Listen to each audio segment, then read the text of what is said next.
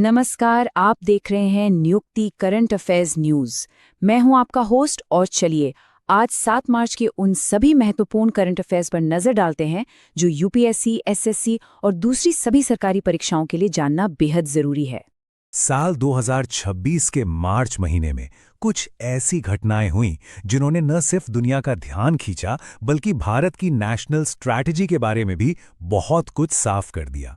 तो चलिए आज इसी पर बात करते हैं और समझते हैं कि उन बड़ी घटनाओं ने भारत के भविष्य की दिशा कैसे तय की। तो आज के इस पूरे विश्लेषण में हम क्या-क्या देखने वाले हैं। सबसे पहले हम एक बड़े ग्लोबल संकट की बात करेंगे और देखेंगे कि इसका भारत पर क्या असर हुआ। फिर हम भारत के अंदरूनी मोर्चे पर नजर डालेंगे, देखेंगे कि दुनिया के साथ रिश्ते कैसे गढ़े जा रहे हैं और इन सब का हमारे भविष्य के लिए क्या मतलब है। तो कहानी शुरू होती है पश्चिम एशिया से, जहां एक ऐसा संघर्ष तेजी से बढ़ रहा था जिसने पूरी दुनिया की सांसें थाम रखी थीं। ये ग्लोबल स्टेबिलिटी के लिए एक बहुत बड़ा चैलेंज था। अब जरा इस टाइमलाइन पर गौर कीजिए। सिर्फ 8 दिन। आप देख सकते हैं कि कैसे एक छोटी सी चिंगारी एक बड़ी आग में बदल गई। पहले दिन से लेकर 8वें दिन तक जब एक ईरानी युद्धपोत को डुबो दिया गया, हालात बहुत तेजी से बिगड़े। अब ये जो आईएनएस देना का डूबना है ना, ये कोई मामूली घटना नहीं थी। और जानते हैं सबसे दिलचस्प बात क्या है? ये वही जहाज था जिसने कुछ ही वक्त पहले भारत के साथ नेवल एक्सरसाइज में हिस्सा लिया था। तो जाहिर है इस एक घटना ने पूरी दुनिया में और खासकर इस क्षेत्र में एक बड़ी हलचल पैदा कर दी। तो सवाल ये उठता है, क्या अंतर्राष्ट्रीय वाटर्स में, मतलब खुले समुद्र में, इस तरह की कार्रवाई की जा सकती है? और यहीं पर बात आती है एक बहुत ही महत्वपूर्ण अंतर्राष्ट्रीय कानून की। देखिए, ये मामला कानूनी तौर पर काफी पेचीदा है। एक संधि है जिसे यूएनसीएलओएस कहते हैं। आप इसे समंदर का संविधान भी कह सकते हैं। और ये साफ साफ कहती है कि खुले समुद्र का इस्तेमाल सिर्फ और सिर्फ शांतिपूर्ण कामों के लिए होगा। तो जाहिर सी बात है, ये हमला एक बहुत बड़ा और विवादास्पद मुद्दा बन गया। तो अब आते हैं भारत पर। इस पूरी ग्लोबल उथल-पुथल का भारत पर क्या असर हुआ और ये कैसे हमारी इकोनॉमी और विदेश नीति के लिए एक बहुत बड़ा टेस्ट बन गया। सबसे पहला और सीधा असर हमारी एनर्जी सप्लाई पर। खतरा मंडरा रहा था स्ट्रेट ऑफ हॉर्मूज पर। ये वो रास्ता है जहां से दुनिया का लगभग 20% कच्चा तेल गुजरता है। सोचिए 20%। और इस खतरे का असर दिखने में ज्यादा देर नहीं लगी। कच्चे तेल के दाम रॉकेट की तरह ऊपर गए और भारतीय रुपए पर भी जबरदस्त दबाव पड़ा। ये एक सीधा उदाहरण है कि कैसे दुनिया के किसी कोने में हो रहा संकट हमारी जेब पर असर डालता है। तो भारत ने इस पर क्या किया? भारत ने लॉन्च किया ऑपरेशन संकल्प। और यहां ध्यान देने वाली बात यह है कि यह कोई मिलिट्री ऑपरेशन नहीं था। इसका मकसद लड़ाई में शामिल होना नहीं था, बल्कि समंदर में जहाजों को सुरक्षा देना और ह्यूमैनिटेरियन एड यानी मानवीय मदद पहुंचाना था। और ये भारत की विदेश नीति का एक क्लासिक एग्जाम्पल है, जिसे हम कहते हैं स्ट्रेटेजिक ऑटोनॉमी। इसका मतलब क्या है? मतलब बहुत सीधा है। हम किसी एक खेमे में नहीं हैं। हम वॉशिंगटन से भी बात कर रहे हैं और तेहरान से भी। अपने देश के हितों को सबसे पहले रखते हुए शांति से अपना काम कर रहे हैं। तो ये तो हुई बाहरी दुनिया की बात। एक तरफ पूरी दुनिया इस संकट से जूझ रही थी, लेकिन ठीक उसी वक्त भारत के अंदर एक बिल्कुल अलग ही कहानी चल रही थी। एक ऐसी कहानी जो दिखाती है कि बाहरी तूफानों के बावजूद देश का फोकस अंदरूनी मजबूती पर कितना ज्यादा है। जैसे कि ये देखिए, ब्रह्मपुत्र नदी पर बनाए जा रहे भारत के पहले रिवराइन लाइट हाउसेज। अब ये सिर्फ रात में जहाज़ों को रास्ता दिखाने के लिए नहीं है, ये असल में भारत की एक्ट ईस्ट पॉलिसी का एक बहुत ही ज़रूरी हिस्सा है, जिसका मकसद है इस पूरी नदी को एक बड़े ट्रेड कॉरिडोर में बदलना। और सिर्फ इंफ्रास्ट्रक्चर ही नहीं, बल्कि गवर्नेंस में भी एक बहुत बड़ा बदलाव आ रहा था। 2027 में होने वाली जनगणना यानी सेंसस पूरी तरह से डिजिटल होने जा रही है। सोचिए, सालों से चले आ रहे कागज वाले सिस्टम से एक पूरी तरह डिजिटल सिस्टम की तरफ जाना, ये एक ऐतिहासिक बदलाव है। और ये भी बड़ा दिलचस्प है, इस डिजिटल सेंसस के लिए जो मैस्कॉट चुने गए हैं, प्रगति और विकास, ये भी देश के सबसे बड़े लक्ष्य विकसित भारत 2047 को ही दर्शाते हैं। संदेश साफ है, ऐसा विकास जिसमें महिलाओं और पुरुषों की बराबर की भागीदारी हो। तो हमने देखा कि देश के अंदर क्या चल रहा था, लेकिन कहानी यहीं खत्म नहीं होती। भारत का फोकस सिर्फ अपने घर को ठीक करने पर नहीं था, बल्कि वो भविष्य के लिए दुनिया में नए और मजबूत रिश्ते भी बना रहा था। इसी सिलसिले में फिनलैंड के राष्ट्रपति भारत आए और इस विजिट के बाद दोनों देशों के बीच एक स्ट्रैटेजिक पार्टनरशिप की नींव रखी गई, जो टिकी है 3Ds पर: ट्रेड, टेक्नोलॉजी और टैलेंट। और ये पार्टनरशिप सिर्फ बातों तक सीमित नहीं है। इसका सीधा मतलब है 6G जैसी नेक्स्ट जनरेशन टेक्नोलॉजी पर मिलकर काम करना, सर्कुलर इकोनॉमी और क्लीन एनर्जी जैसे क्षेत्रों में सहयोग करना, और स्पेस टेक्नोलॉजी में भी प्राइवेट सेक्टर को साथ लाना। और जानते हैं इसका एक और बड़ा फायदा क्या है? ये मजबूत होते रिश्ते हमें ग्लोबल स्टेज पर भी ताकत देते हैं। जैसे फिनलैंड ने यूएन सिक्योरिटी काउंसिल में भारत की परमानेंट मेंबरशिप के लिए अपने सपोर्ट को दोहराया। ये एक बहुत बड़ी डिप्लोमैटिक विन है। तो अब आते हैं सबसे बड़े सवाल पर। इन सब अलग अलग दिखने वाली चीजों को हम जोड़कर कैसे देखें? कहाँ पश्चिम एशिया का संघर्ष, कहाँ ब्रह्मपुत्र पर एक लाइट हाउस और कहाँ फिनलैंड के साथ दोस्ती? इन सब में आखिर क्या कनेक्शन है? और कनेक्शन यही है भारत की टू फ्रंट स्ट्रैटेजी। ये दो अलग अलग कहानियां नहीं हैं, बल्कि एक ही सिक्के के दो पहलू हैं। एक तरफ भारत बाहरी मोर्चे पर भू राजनीतिक झटकों को संभाल रहा है और दूसरी तरफ उतने ही फोकस के साथ वो अंदरूनी मोर्चे पर देश के भविष्य की नींव रख रहा है। तो इससे हमें क्या सीखने को मिलता है? इससे ये साफ है कि विकसित भारत का सपना सिर्फ देश के अंदर अच्छी सड़कें या डिजिटल सिस्टम बनाने से पूरा नहीं होगा। इसके लिए हमें एक ऐसा राष्ट्र बनाना होगा जो बाहर से आने वाले किसी भी तूफान को झेल सके। मतलब घरेलू मजबूती और वैश्विक अस्थिरता से लड़ने की क्षमता दोनों ही जरूरी हैं। कि ये भारत के 2047 के विजन से कैसे जुड़ते हैं? हाँ, सुनने में ये सवाल थोड़ा बड़ा लग सकता है कि भाई एक दिन से भविष्य कैसे तय हो सकता है, लेकिन कभी कभी ना एक छोटा सा स्नैपशॉट ही पूरी कहानी बयां कर देता है। तो चलिए जरा गौर से देखते हैं। तो 7 मार्च 2026, ये तारीख सिर्फ एक कैलेंडर का पन्ना नहीं है। ये उस सफर का एक स्नैपशॉट है जो भारत को 2047 तक विकसित भारत बनाने के लिए तय किया जा रहा है।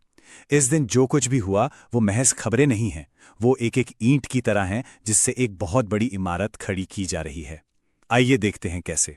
तो किसी भी मजबूत देश की पहली जरूरत क्या होती है? एक ठोस लोकतांत्रिक ढांचा, है ना? तो इस दिन सारा ध्यान था भारत की संसद के ऊपरी सदन यानी राज्यसभा पर। अब देखिए, इस दिन लोकतांत्रिक प्रक्रिया पूरी रफ्तार पर थी। क्यों? क्योंकि देश की नजरें थी राज्यसभा चुनावों पर। राज्यसभा, जो हमारी संसद का एक बहुत ही अहम हिस्सा है, वहां लगभग 72 सीटें भरी जानी थीं। और ये कोई छोटी मोटी बात नहीं है, क्योंकि ये चुनाव देश की नीतियों को एक नई दिशा देते हैं। अच्छा, अब सवाल ये उठता है कि इन सदस्यों को चुना कैसे जाता है? तो इसके लिए एक सिस्टम है जिसे कहते हैं आनुपातिक प्रतिनिधित्व और एकल संक्रमणीय मत। सुनने में थोड़ा मुश्किल लग सकता है ना, पर आसान भाषा में समझें तो ये एक बहुत ही निष्पक्ष तरीका है। इसमें यह सुनिश्चित किया जाता है कि हर वोट की गिनती हो, कोई वोट बेकार न जाए। ये सिर्फ एक चुनावी प्रक्रिया नहीं, बल्कि इस बात का सबूत है कि शासन में हर तरह की आवाज को जगह मिले।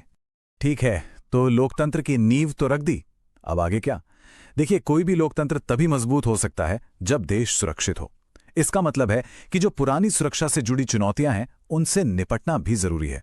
और इसी को लेकर सरकार का फोकस रहा है वामपंथी उग्रवाद, जिसे हम नक्सलवाद के नाम से भी जानते हैं, उसे खत्म करने पर। और लक्ष्य बहुत साफ है। जैसा कि केंद्रीय गृह मंत्री अमित शाह ने कहा, तिरुपति से पशुपति तक फैला रेड कॉरिडोर पूरी तरह से समाप्त कर दिया जाएगा। अब ये चुनौती देश के कुछ खास इलाकों में ज्यादा है, जैसे कि छत्तीसगढ़, झारखंड, उड़ीसा और महाराष्ट्र के कुछ हिस्सों में। इस भूगोल को समझना सरकार की रणनीति को समझने के लिए बहुत जरूरी है। तो ये समझने वाली बात है कि ये सिर्फ एक राजनीतिक वादा नहीं है, इसके पीछे एक बहुत बड़ा कोऑर्डिनेटेड सिक्योरिटी ऑपरेशन चल रहा है, जिसमें सीआईएसएफ और सीआरपीएफ जैसी कई एजेंसियां मिलकर काम कर रही हैं, और ये सब देश के विकास के लिए बेहद जरूरी है। तो हमने लोकतंत्र और सुरक्षा के 2 मजबूत स्तंभों की बात कर ली। अब आती है तीसरी और सबसे अहम ईंट, और वो है लोगों का कल्याण।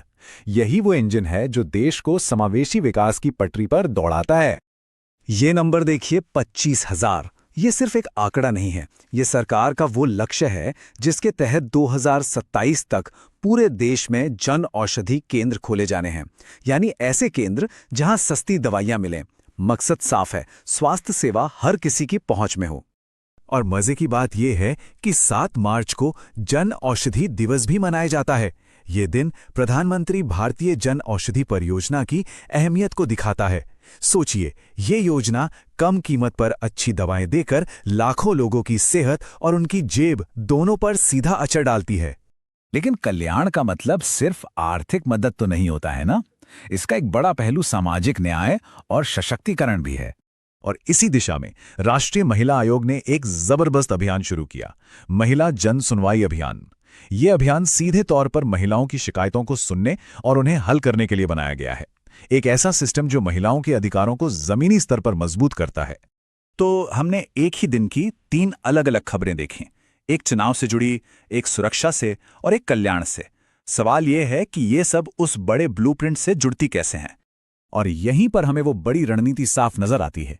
देखिए, लोकतंत्र, सुरक्षा और कल्याण, ये तीनों स्तंभ विकसित भारत 2047 के लंबे सफर में एक-एक जरूरी कदम हैं। कोई एक भी कमजोर हुआ तो बात नहीं बनेगी। तो सबसे बड़ी बात जो समझ आती है वो ये है कि एक विकसित राष्ट्र बनाना किसी एक बड़े प्रोजेक्ट का काम नहीं है, बल्कि ये हर रोज, हर पल शासन के इन सभी स्तंभों को मजबूत करने का नतीजा है। ये सारी घटनाएं अलग अलग नहीं, बल्कि एक ही राष्ट्रीय रणनीति का हिस्सा हैं।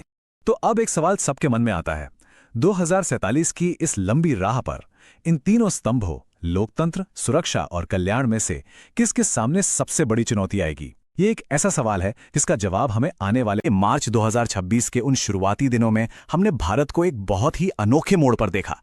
एक ऐसा मोड़ जहां भविष्य और परंपरा, टेक्नोलॉजी और प्रकृति एक साथ मिलकर एक बिल्कुल नई कहानी लिख रहे थे। तो चलिए इस कहानी के अलग अलग हिस्सों को समझते हैं। हम देखेंगे कि डिजिटल जमाने में कंजर्वेशन के तरीके कैसे बदल रहे हैं, भारत दुनिया के साथ मिलकर ग्रीन पार्टनरशिप कैसे बना रहा है, देश में एआई की क्रांति क्या मोड़ ले रही है, और ये सब मिलकर एक विकसित भारत के भविष्य की तस्वीर कैसे बना रहे हैं। तो शुरुआत करते हैं कंजर्वेशन से। ये देखना वाकई में बहुत दिलचस्प है कि कैसे भारत अपनी प्राकृतिक धरोहर को बचाने के लिए 21वीं सदी के टूल्स का इस्तेमाल कर रहा है। देखिए, इसकी नींव तो 1972 के वन्यजीव संरक्षण अधिनियम में ही रख दी गई थी। ये कानून दशकों से भारत के कंजर्वेशन प्रयासों का आधार रहा है, जो हमारे जंगलों और वाइल्डलाइफ को एक सुरक्षा कवच देता आया है। और आज उसी मजबूत नींव पर मॉडर्न टेक्नोलॉजी की एक शानदार इमारत खड़ी हो रही है। आंध्र प्रदेश का प्रोजेक्ट हनुमान इसका एक बेहतरीन उदाहरण है। यहाँ बात सिर्फ जानवरों पर नजर रखने की नहीं है, बल्कि एआई का इस्तेमाल करके इंसानों और वन्य जीवों के बीच टकराव को पहले से ही रोकने की कोशिश की जा रही है। और तो और इसके लिए 100 गाड़ियों का एक हाईटेक बेड़ा भी तैयार है। ये सचमुच भविष्य के संरक्षण की एक झलक है। लेकिन सिर्फ टेक्नोलॉजी ही सब कुछ नहीं है। जमीनी स्तर पर इंसानी साझेदारी भी उतनी ही जरूरी है। लद्दाख में देखिए, जहां भारतीय सेना और वन विभाग ने हाथ मिलाया है, वहां का इकोसिस्टम बहुत नाजुक है और हिम तेंदुए जैसे दुर्लभ जीवों को बचाने के लिए सिर्फ टेक्नोलॉजी काफी नहीं हो सकती। इसके लिए लोकल कम्युनिटी और संस्थाओं का साथ आना बेहद जरूरी है। चलिए अब राष्ट्रीय प्रयासों से आगे बढ़कर देखते हैं कि भारत अंतर्राष्ट्रीय मंच पर, खासतौर पर पर्यावरण के क्षेत्र में अपनी भूमिका कैसे निभा रहा है। भारत और फिनलैंड के बीच हुआ यह समझौता कोई मामूली बात नहीं है। जब दो देश अपने रिश्ते को रणनीतिक साझेदारी का दर्जा देते हैं, और वो भी डिजिटलीकरण और सस्टेनेबिलिटी जैसे भविष्य के क्षेत्रों में, तो समझिए ये एक बहुत गहरा और लंबे समय का कमिटमेंट है। तो सवाल है कि इस रणनीतिक साझेदारी का आधार क्या है। ये 3T के सिद्धांत पर बनी है: ट्रेड, टेक्नोलॉजी और टैलेंट। मतलब लक्ष्य है व्यापार को डबल करना, 6G और ग्रीन हाइड्रोजन जैसी नेक्स्ट जेन टेक्नोलॉजी पर मिलकर काम करना, और दोनों देशों के टैलेंटेड लोगों के लिए नए रास्ते खोलना। और हाँ, ये सिर्फ कागजी बातें नहीं हैं। दोनों देश कचरे से ऊर्जा बनाने, बेहतर बिजली सप्लाई के लिए स्मार्ट ग्रिड बनाने और यहां तक कि हवा की क्वालिटी की भविष्यवाणी करने जैसे ठोस मुद्दों पर मिलकर काम करेंगे। ये वो कदम हैं जिनका असर सीधे सीधे पर्यावरण और हम सब की जिंदगी पर पड़ेगा। चलिए अब गियर बदलते हैं और उस टेक्नोलॉजी की बात करते हैं जो पूरी दुनिया में धूम मचा रही है, आर्टिफिशियल इंटेलिजेंस यानी AI। और भारत इस मैदान में एक बहुत बड़ी छलांग लगा रहा है। जरा इस नंबर पर एक पल के लिए गौर कीजिए। 16%, दुनिया का 16% AI टैलेंट भारत में है। इसका सीधा मतलब है कि भविष्य की इस सबसे बड़ी टेक्नोलॉजी को आकार देने की ताकत भारत के हाथों में है। ये भारत को सिर्फ एक यूजर नहीं बल्कि एक क्रिएटर बनाता है। और ये सिर्फ आंकड़ों की बात नहीं है, एआई का असर अब हर जगह दिखने लगा है। बेंगलुरु में नए नए इनोवेशन सेंटर खुल रहे हैं, सेबी फाइनेंशियल फ्रॉड को रोकने के लिए एआई का इस्तेमाल कर रहा है, और हमारी अपनी स्वदेशी कंपनियां भारत की भाषाओं के लिए एआई मॉडल बना रही हैं। ये एक ऐसी क्रांति है जो हर सेक्टर में फैल रही है। लेकिन यहाँ एक बहुत ही जरूरी सवाल उठता है, क्या इस क्रांति का फायदा देश के हर कोने और हर इंसान तक पहुंच रहा है? यूनेस्को की ये रिपोर्ट एक कड़वी सच्चाई सामने रखती है। भारत में इंटरनेट इस्तेमाल करने वालों में अभी भी लगभग 26% का जेंडर गैप है। ये एक बड़ी चुनौती है, क्योंकि अगर देश की इतनी बड़ी आबादी डिजिटल दुनिया से ही बाहर है, तो वो एआई क्रांति का हिस्सा बनेगी कैसे? रिपोर्ट ये भी बताती है कि एआई की ट्रेनिंग हो या फिर फंडिंग, वो अभी भी कुछ बड़े शहरों तक ही सिमटी हुई है। तो असली सवाल ये है कि इस खाई को कैसे भरा जाए ताकि एआई का विकास सिर्फ कुछ लोगों के लिए नहीं बल्कि पूरे देश के लिए हो। तो अब अपनी चर्चा के अंत में चलिए इन सभी अलग अलग धागों को, मतलब कंजर्वेशन, ग्लोबल पार्टनरशिप और एआई, इन सबको एक साथ बुनकर देखते हैं कि ये भारत के भविष्य की कौन सी तस्वीर बनाते हैं। ये सारी कोशिशें एक बहुत बड़े राष्ट्रीय लक्ष्य से जुड़ी हैं, विकसित भारत 2047। ये सिर्फ एक नारा नहीं है, बल्कि भारत को अपनी आज़ादी के 100 साल पूरे होने तक एक विकसित देश बनाने का सपना है। एक ऐसा देश जहां आर्थिक तरक्की, पर्यावरण की सुरक्षा और सामाजिक बराबरी साथ साथ चलें। तो हमने जो कुछ भी देखा वो इस बड़े लक्ष्य को हासिल करने के 3 जरूरी कदम हैं। पहला, वाइल्ड लाइफ कंजर्वेशन से लेकर 6G तक हर फील्ड में टेक्नोलॉजी का सही इस्तेमाल करना। दूसरा, व्यापार और पर्यावरण के लिए दुनिया के साथ मजबूत साझेदारियां बनाना। और तीसरा, और शायद सबसे जरूरी, ये पक्का करना कि विकास का फायदा हर किसी तक पहुंचे। और हम आपको खेलो इंडिया की ये वो स्कीम है जो स्कूल और कॉलेज लेवल से ही देश में एक नई स्पोर्ट्स क्रांति लाने का दम रखती है। तो ये कहानी शुरू हुई साल 2018 में। इसका मकसद सिर्फ कुछ बड़े शहरों तक ही सीमित नहीं है, बल्कि देश के कोने कोने से, छोटे छोटे गांवों और कस्बों से टैलेंट को खोजकर उन्हें एक बड़ा मंच देना है। अब देखिए ये योजना कितनी बड़ी है। ये सिर्फ टैलेंट खोजने तक ही नहीं रुकती। जो एथलीट चुने जाते हैं उन्हें world class training, modern facilities और पैसों से भी मदद दी जाती है, ताकि उन्हें किसी चीज की कमी महसूस ना हो। और जो हर साल खेलो इंडिया यूथ गेम्स होते हैं, वो तो समझिए भारत का मिनी ओलंपिक बन गए हैं। अब आता है एक सवाल जो एग्जाम्स में कई बार पूछा जा चुका है, और ये बहुत जरूरी है। जरा सोचिए, इतनी बड़ी योजना को कौन सा मंत्रालय चलाता होगा? जी हां, इसका सही जवाब है युवा कार्यक्रम और खेल मंत्रालय। ये एक बहुत ही इंपॉर्टेंट फैक्ट है, इसे अपनी नोटबुक में जरूर मार्क कर लें। अच्छा, तो खेलो इंडिया जमीनी स्तर पर टैलेंट खोजता है, लेकिन उन एलीट एथलीट्स का क्या, जो पहले से ही इंटरनेशनल लेवल पर हैं और ओलंपिक में मेडल जीत सकते हैं? उनके लिए है हमारी दूसरी स्कीम, टॉप्स। ये स्कीम 2014 में शुरू की गई थी और इसका लक्ष्य बिल्कुल क्लियर है। भारत के टॉप एथलीट्स को पहचानो और उन्हें हर वो सुविधा दो जिसकी उन्हें जरूरत है, ताकि जब वो ओलंपिक में उतरें तो उनकी नजर सिर्फ और सिर्फ पोडियम पर हो। और ये सपोर्ट सिर्फ पैसों तक ही सीमित नहीं है। जरा सोचिए, एक एथलीट को दुनिया के बेस्ट कोच से ट्रेनिंग मिल रही है, लेटेस्ट इक्विपमेंट इस्तेमाल करने को मिल रहे हैं और दुनिया भर के बड़े बड़े टूर्नामेंट्स में खेलने का अनुभव मिल रहा है। टॉप्स ये सब कुछ मुमकिन बनाता है। एक और सवाल जो अक्सर एग्जाम्स में दिख जाता है, टॉप्स तो हम सब कहते हैं, पर इसका पूरा नाम क्या है? सही जवाब है टारगेट ओलंपिक पोडियम स्कीम। इसे याद रखिएगा क्योंकि ये एक बहुत ही कॉमन सवाल है। चलिए अब उस फाइनेंशियल इंजन की बात करते हैं जो देश भर में स्पोर्ट्स के डेवलपमेंट को फ्यूल देता है, राष्ट्रीय खेल विकास कोष। यहां आप देख सकते हैं कि ये फंड सिर्फ सरकार के भरोसे नहीं है। ये एक टीम एफर्ट है जिसमें सरकार के साथ साथ प्राइवेट कंपनियां और दूसरे संस्थान भी अपना योगदान देते हैं। इसी से स्पोर्ट्स इनिशिएटिव्स के लिए एक मजबूत फाइनेंशियल बेस बनता है। तो इस फंड का पैसा जाता कहां है?